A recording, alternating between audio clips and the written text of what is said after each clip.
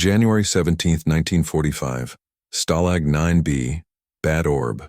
The morning formation began like every other morning in that frozen hell. 400 American prisoners standing at attention in the compound yard while German guards counted and recounted them with bureaucratic obsession. But this morning was different. This morning, Hauptmann Friedrich Weiss arrived with something beyond routine cruelty in his eyes. He was a career officer, whose military ambitions had been reduced to administering a backwater POW camp, filled with Americans he considered racially inferior and morally corrupt. The war was collapsing around Germany. Soviet forces were pushing from the east, and Weiss's frustration had metastated into something darker than mere discipline. He stopped in front of Private James Crawford, a 19-year-old medic from Georgia who had been captured during the Battle of the Bulge 3 weeks earlier. Crawford was visibly malnourished, his uniform hanging loose on a frame that had lost 20 pounds since capture. Weiss looked at him with expression combining contempt and theatrical satisfaction, then gestured toward a muddy section of the yard where frozen ground had thawed into dark slurry. "You Americans think you are superior," he said in careful English. "Today you will learn your place. You will eat this. All of you." What happened next would reveal something neither Weiss nor his prisoners anticipated about dignity, resistance, and the unstable chemistry of humiliation. Stalag 9B was not among the more infamous German POW camps, but by January 1945 it had deteriorated into microcosm of Nazi Germany's systemic collapse.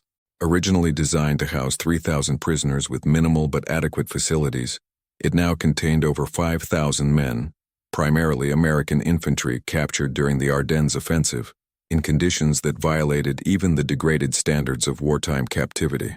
Red Cross parcels arrived sporadically or not at all, diverted to German civilian populations, or simply lost in the chaos of crumbling logistics networks. Rations had been reduced to approximately 800 calories per day, starvation level for men engaged in forced labor. Medical supplies were non-existent.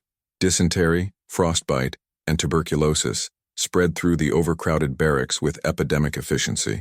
The camp was administered by a combination of Wehrmacht regular army personnel and older reservists deemed unfit for frontline service. Most guards were simply exhausted men following orders, counting days until war's end, hoping to surrender to Americans rather than Soviets. But Hauptmann Friedrich Weiss represented a different category of German officer, a true believer whose commitment to Nazi ideology had intensified rather than diminished as military reality contradicted propaganda's promises. Weiss was 43 years old, a former schoolteacher from Bavaria who had joined the Nazi Party in 1933 and the Wehrmacht in 1939. His military career had been undistinguished. He lacked the tactical brilliance or political connections necessary for advancement to combat commands. By 1944, he had been assigned to POW administration, a position he regarded as humiliating demotion, but which he approached with zealous dedication to demonstrating German superiority over captured enemies. The American prisoners under his authority were predominantly young enlisted men, infantry, medics, artillerymen, captured during the chaotic first days of the Bulge offensive, when entire units had been surrounded and forced to surrender. They had expected treatment according to Geneva Convention standards. Instead, they found themselves in a camp where those standards existed only as theoretical concepts occasionally referenced by German officers when it suited propaganda purposes. By mid-January 1945, tensions had escalated. Prisoners complained about rations, about medical care, about forced labor conditions. Weiss interpreted these complaints as insubordination requiring correction. He had implemented progressively harsher disciplinary measures, reduced rations, cancellation of exercise periods, solitary confinement for perceived infractions, but compliance remained grudging at best. The Americans maintained sullen resistance through small acts of defiance, working slowly, misunderstanding orders, maintaining military bearing despite privation. Weiss needed something more dramatic, something that would break their spirit definitively. The order to consume mud was not spontaneous cruelty. It was calculated psychological warfare designed to achieve complete dehumanization. Weiss had observed that despite physical degradation, the American prisoners maintained psychological cohesion through shared identity as soldiers who had fought honorably and been defeated by circumstances rather than cowardice. They told themselves stories, that they had been outnumbered, that their surrender saved lives, that they would be liberated soon as Allied forces advanced into Germany. These narratives preserved dignity. Weiss intended to destroy those narratives by forcing prisoners to perform acts so degrading that it would shatter their self-conception. Eating mud, literally consuming filth like animals, would create memory that could never be reconciled with soldier identity. It was technique borrowed from concentration camp methodology, where psychological destruction often preceded and enabled physical destruction. He selected Private Crawford deliberately. Crawford was young, obviously frightened, and had attempted to maintain medical duties among fellow prisoners despite lack of supplies, activities that marked him as someone still clinging to purpose and identity. Breaking him publicly would send message to all prisoners. "You will eat this," Weiss repeated, pointing at the mud with his riding crop, "or you will be shot for refusing direct order." The compound went silent. 400 men watched. German guards shifted nervously. Some had families, some had consciences. Some simply recognized that executing POWs for refusing to eat mud would constitute war crime even by degraded standards of 1945. But orders were orders, and disobedience meant their own courts-martial. Crawford stood frozen, mind processing impossible choice. Eat mud and become animal, validating every claim of American inferiority that Nazi propaganda proclaimed. Refuse and be shot, dying not in combat but in humiliation, executed for maintaining dignity. There was no good option, no clever escape, no heroic third path. What happened next came not from Crawford but from behind him. Sergeant Thomas Novak, a 32-year-old career soldier from Chicago who had survived North Africa and Normandy before capture in the Ardennes, stepped forward. He was senior enlisted man among the American prisoners, a figure who commanded respect through competence and character, rather than mere rank. Novak walked to the mud puddle, knelt down, and without hesitation, scooped a handful of the dark slurry and consumed it. He stood, looked directly at Weiss and said in voice loud enough for everyone to hear, "If my men eat, I eat first." Novak's action detonated chain reaction that neither Weiss nor the prisoners had anticipated. Before the German officer could respond, another American soldier stepped forward, Lieutenant Robert Chen, a platoon leader who had been captured alongside his men during the Bulge. Chen outranked Novak, and military protocol dictated that officers bore responsibility for enlisted men's welfare. He knelt, consumed mud, and stood beside Novak. Then Captain Michael Walsh, the senior American officer in the compound, emerged from the ranks. Walsh was regular Army, West Point graduate, someone whose entire identity was built on military honor and leadership. He walked to the mud deliberately, consumed it without hesitation, and turned to face the assembled prisoners. "Gentlemen," he said with voice that carried authority despite physical exhaustion, "we stand together, always." The floodgates opened, one by one, then in groups. American prisoners stepped forward and repeated the act, not in panicked submission, but in deliberate, organized demonstration of solidarity. They were transforming Weiss's intended humiliation into collective statement. "You can degrade our bodies, but you cannot separate us. You can force us to consume filth, but you cannot make us less than human because humanity is not defined by what we are forced to do. It is defined by how we respond to force." Weiss watched his carefully planned psychological operation collapse into its opposite.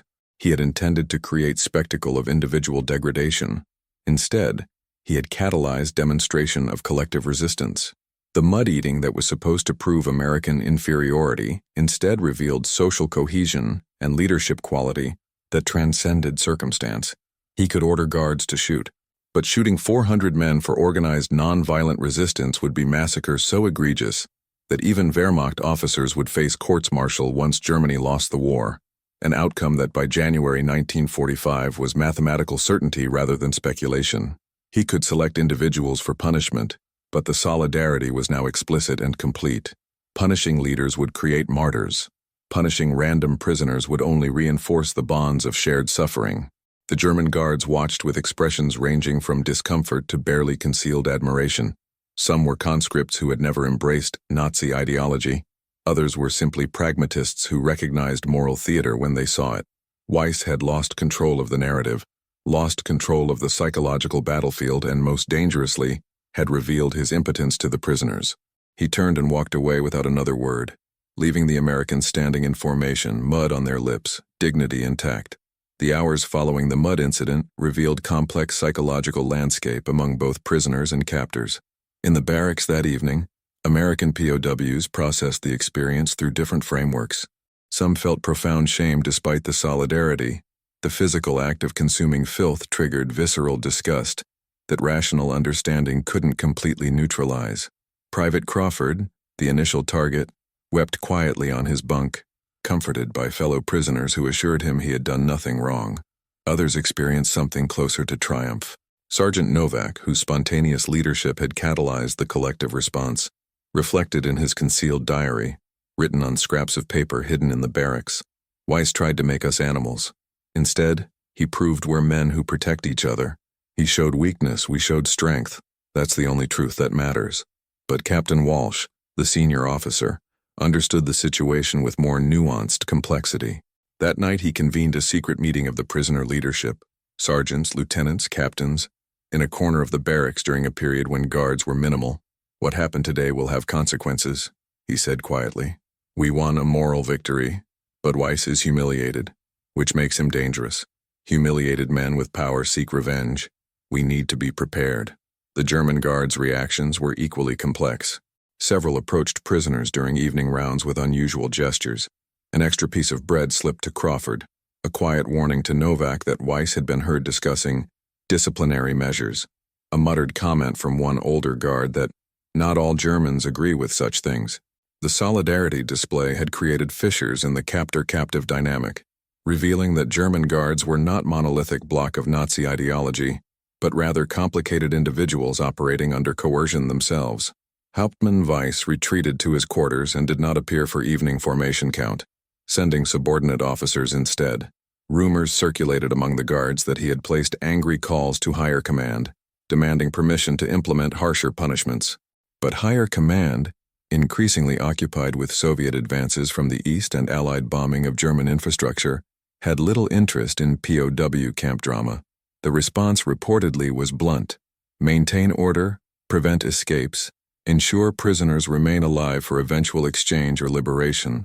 Do not create incidents that would complicate post-war tribunals. The mud incident had not resolved anything. It had merely revealed the unstable equilibrium of power in a collapsing regime where authority depended increasingly on perception rather than actual capacity for enforcement. Among the German guards who witnessed the mud incident, one found himself unable to process it through conventional frameworks.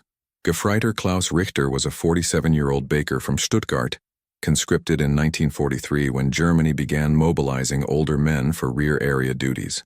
He had never been Nazi Party member, had in fact quietly resented the regime for destroying his son's generation through endless war. But he was German, and when conscripted, he served because refusal meant execution or concentration camp. Richter had been standing approximately 3 meters from Sergeant Novak when the American stepped forward to eat mud. He had watched the entire sequence: Weiss's theatrical cruelty, Novak's defiant solidarity, the cascade of collective resistance, with growing sense of moral disorientation. He had been taught through endless propaganda that Americans were weak, individualistic, lacking the discipline and ideological commitment of German soldiers. The mud incident contradicted that narrative completely. That night, unable to sleep, Richter walked the perimeter fence alone during his guard shift. The camp was quiet except for occasional coughing from the barracks where prisoners slept in overcrowded, inadequate conditions. He thought about his son, who had been killed on the Eastern Front in 1943, 19 years old, dead in a trench near Kursk. He thought about the thousands of German soldiers currently dying as Soviet forces pushed toward Berlin. He thought about the Americans in the barracks who had chosen collective degradation over allowing one of their members to face it alone. The thought that crystallized was simple but devastating. If his son had been captured, he would have wanted enemy soldiers to treat him with the dignity these Americans showed each other. And if the roles were reversed, if German soldiers were captive in American camps, he hoped American guards would behave better than Hauptmann Weiss. Richter made a decision that night. He began small acts of resistance to camp cruelty, not dramatic sabotage, but quiet ameliorations. He accidentally left ration stores inadequately secured, allowing prisoners to pilfer extra food. He provided advance warning when Weiss planned surprise inspections. He looked the other way when prisoners violated minor regulations. He did not consider himself a hero or a resistance fighter.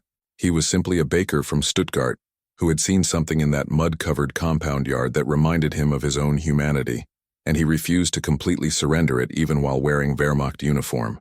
It was not much, but in the moral accounting of 1945 Germany, it was something.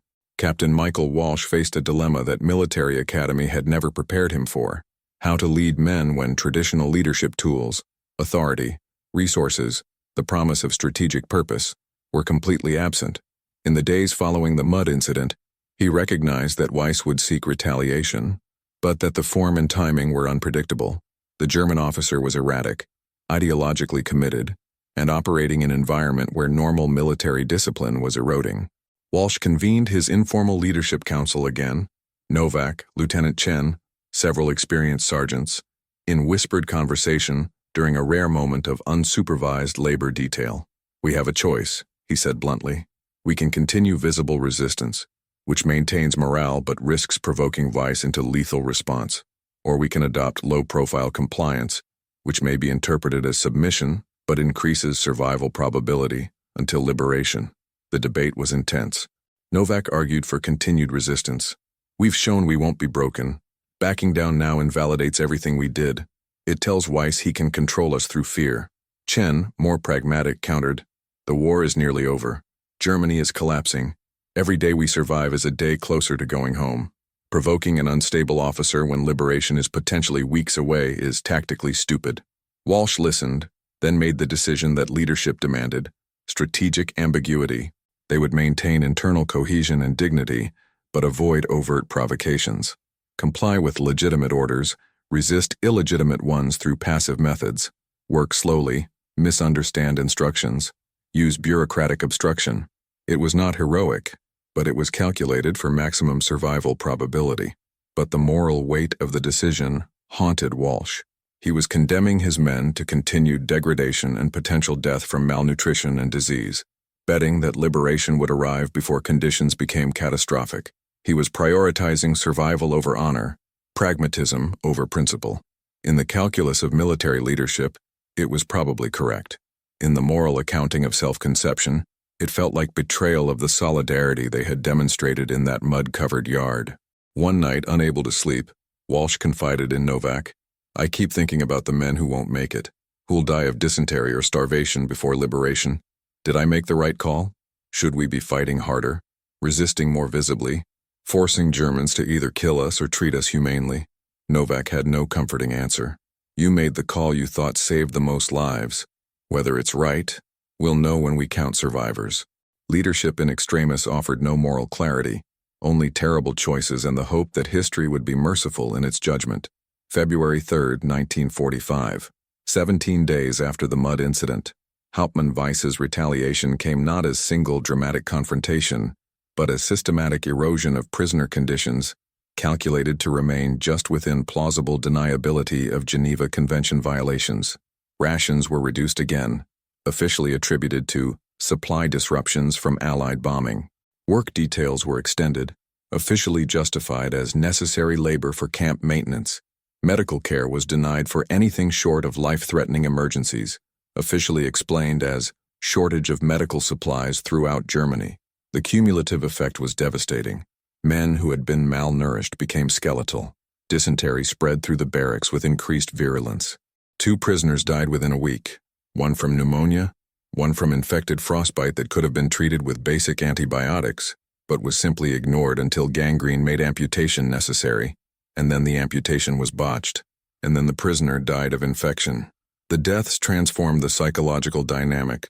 Maintaining dignity through solidarity was one thing when the cost was humiliation. Maintaining it when the cost was death was something else entirely. Tensions emerged within the American prisoner population. Some argued for more aggressive resistance, sabotaging work details, refusing orders even at risk of being shot, forcing confrontation. Others advocated complete compliance to minimize German provocation. The breaking point came on February 8th, when Weiss ordered a punishment formation during which all prisoners stood at attention in freezing rain for 4 hours, while guards searched the barracks for contraband that everyone knew didn't exist. It was pure sadism disguised as security procedure. 3 men collapsed from hypothermia and exposure. 1. Private Daniel Morrison, a 20-year-old from Oregon, did not regain consciousness and died later that evening. That night, a group of younger prisoners approached Novak with a proposal. They would kill Weiss. They had observed his routines, identified vulnerabilities, believed they could execute him and potentially escape in the confusion. "He's murdering us slowly," they argued. "At least if we fight back, we die as soldiers instead of starving animals."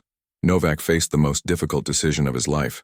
Every moral instinct said Weiss deserved death. Every practical calculation said attempting it would result in mass executions and collective punishment that would kill far more prisoners than Weiss's systematic cruelty.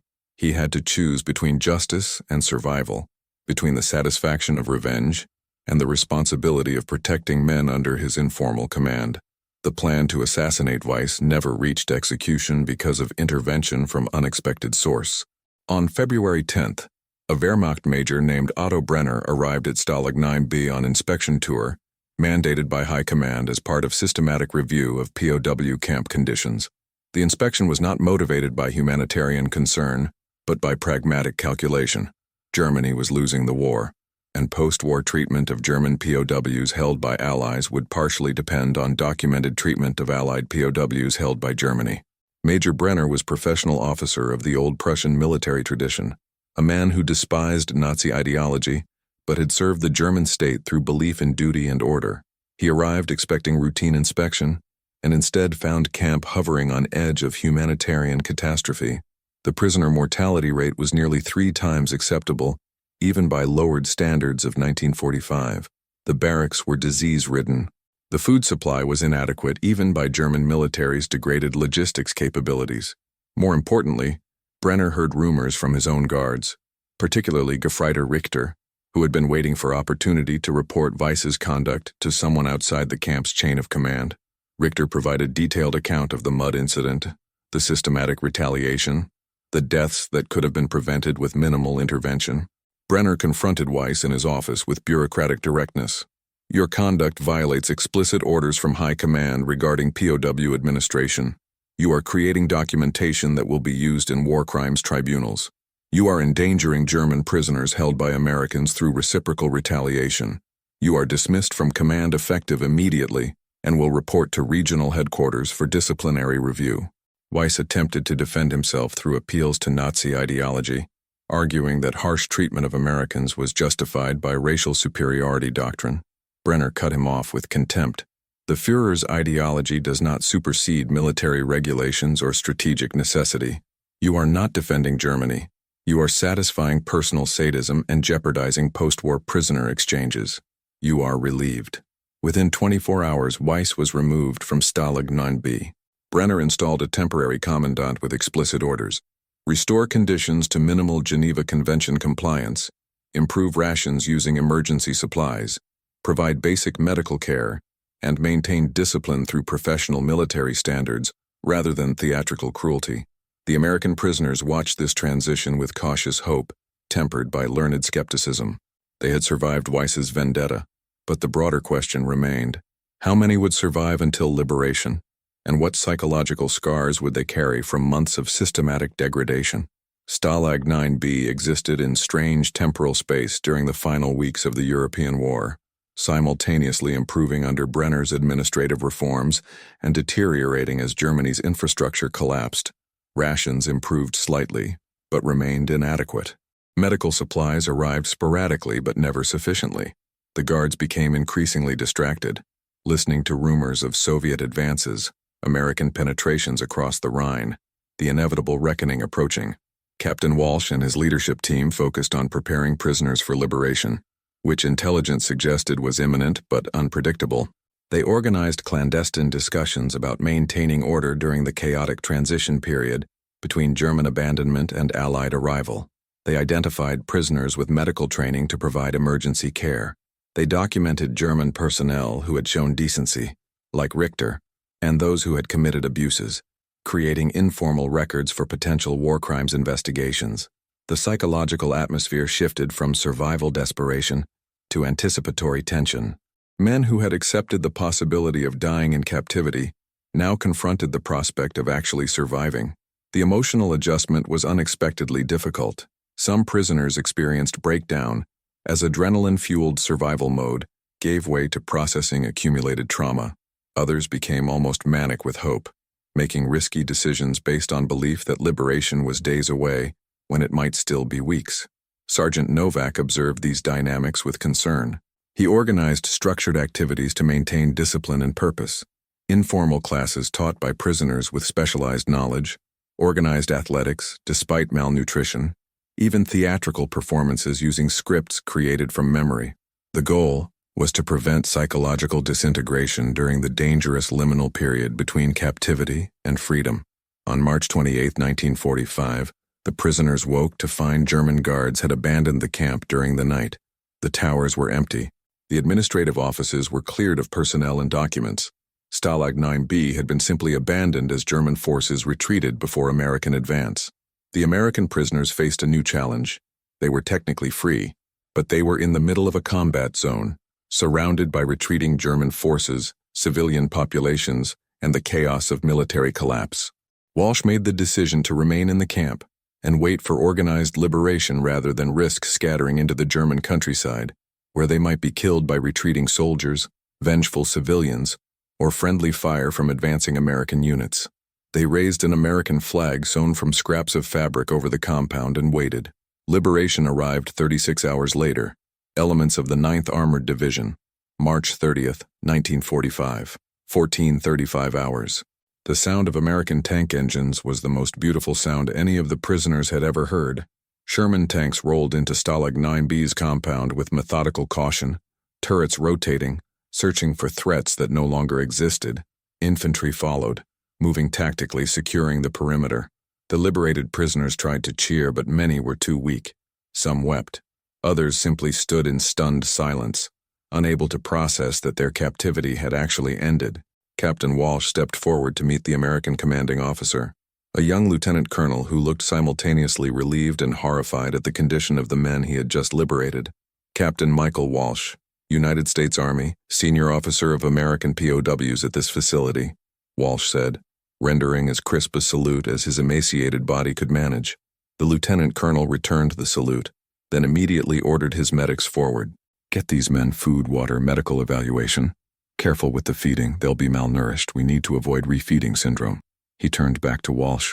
How many men? What are conditions? Any Germans still present? Walsh provided concise report. Approximately 380 American prisoners currently in the camp, down from 400 3 months earlier. Multiple deaths from malnutrition and disease. Germans had abandoned the facility approximately 36 hours prior. No hostile forces currently present. What Walsh couldn't report in clinical military language, was the psychological devastation, the trauma of systematic degradation, the memory of eating mud in collective solidarity, the moral ambiguity of survival choices that saved some lives while others died of preventable conditions, the complicated truth that liberation felt not like triumph but like emerging from a dark tunnel into light so bright it was painful. Sergeant Novak found Private Crawford, the young medic who had been Weiss's initial target in the mud incident, sitting alone behind one of the barracks, weeping uncontrollably. "It's over," Crawford kept repeating. "It's over, but Morrison is still dead. Jennings is still dead. All those men are still dead." Novak sat beside him, put an arm around his shoulders, and said nothing. There was nothing to say. They had survived. Others hadn't. The mathematics of survival offered no moral comfort, only the brutal fact of continued existence. Liberation was not the end of the story. It was the beginning of a different, more complicated story about living with memory of what humans could do to each other and what humans could endure together. April-May 1945. Liberation camps and journey home. The liberated prisoners of Stalag 9B were processed through a series of military, medical, and administrative facilities as they physically recovered and were prepared for return to the United States. The physical recovery was relatively straightforward. Food, rest, medical care restored weight and treated diseases. The psychological recovery was something else entirely. Army psychiatrists interviewed the men, documenting symptoms that would later be codified as post-traumatic stress. Nightmares, hypervigilance, difficulty adjusting to freedom, guilt over survival when others had died. Private Crawford required hospitalization for psychological breakdown, triggered by the simple act of being served a meal in a military mess hall. The abundance of food after months of starvation created overwhelming emotional response he couldn't regulate. Captain Walsh spent hours in debriefing sessions, providing detailed testimony about conditions at Stalag 9B, identifying German personnel involved in abuses, and trying to articulate the moral complexities of prisoner leadership. He was commended for his conduct under extreme circumstances and recommended for Bronze Star. The recognition felt hollow. "I lost men," he told the evaluating officer. "I made choices that prioritized some lives over others. I don't know if I deserve commendation or courts-martial." The evaluating officer, a colonel who had served in WWI and understood combat trauma, responded with unexpected wisdom. "Captain, leadership in extremis means making impossible choices with incomplete information under existential threat. You kept men alive who would have died under weaker leadership. You maintained order and dignity under conditions designed to destroy both. The men who died were not sacrificed. They were casualties of war crimes committed by the enemy. You bear responsibility for your decisions, but you do not bear guilt for German crimes." Walsh accepted the medal but never displayed it. It remained in a drawer, along with Novak's hidden diary and other artifacts from captivity that he could neither discard nor comfortably retain. Sergeant Novak returned to Chicago and attempted to resume his pre-war career in construction. He found it impossible to explain to family and friends what captivity had been like. The mud incident, the defining moment of moral clarity in his life, sounded absurd when described to people who hadn't been there. "We ate mud to maintain dignity" was a statement that required context most people couldn't comprehend. The true apex was not liberation, but the long process of understanding what had happened and what it meant about humanity, dignity, and the capacity for both cruelty and solidarity under extreme conditions. 1952, United States Congressional Hearing on POW Treatment. 7 years after the war's end, Congress convened hearings on the treatment of American POWs during WW2, gathering testimony for potential additional war crimes prosecutions and to establish policy for future conflicts. Captain Walsh, now a civilian lawyer, was called to testify about conditions at Stalag 9B. He provided clinical description of rations, medical care, labor conditions, and mortality rates. Then a congressman asked about specific incidents of deliberate humiliation or abuse. Walsh paused, then described the mud incident in detail. Weiss's order, Novak's response, the collective solidarity, the aftermath. The hearing room was silent. Then the congressman asked the question Walsh had been asking himself for 7 years. "Captain Walsh, in your professional opinion as an attorney and former POW, what was the significance of that incident? Why does it matter compared to the beatings, starvation, and deaths that occurred?" Walsh's response synthesized years of reflection. "Sir, the mud incident revealed the fundamental dynamic of totalitarian power. It requires not just physical control but psychological submission. Weiss needed us to accept degradation as confirmation of our inferiority. When we refused that acceptance, when we transformed individual humiliation into collective solidarity, we demonstrated that dignity is not something that can be taken by force. It can only be surrendered voluntarily. We refused to surrender it. The beatings and starvation were crimes committed against our bodies. The mud incident was attempted crime against our identity as men and soldiers. The physical crimes caused suffering and death. The psychological crime, if successful, would have destroyed who we were at fundamental level. That's why it matters. That's why Sergeant Novak's decision to step forward, to eat mud first, so that Private Crawford wouldn't face humiliation alone, was one of the most important acts of leadership I witnessed in 6 years of military service." He paused, then continued. "Hauptmann Weiss tried to prove we were inferior. Instead, he proved that solidarity is more powerful than authority, that shared suffering can create bonds stronger than coercion, and that humanity persists even when everything else is stripped away. That's what the mud meant. That's what it still means."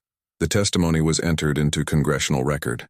Hauptmann Friedrich Weiss was never located for war crimes prosecution.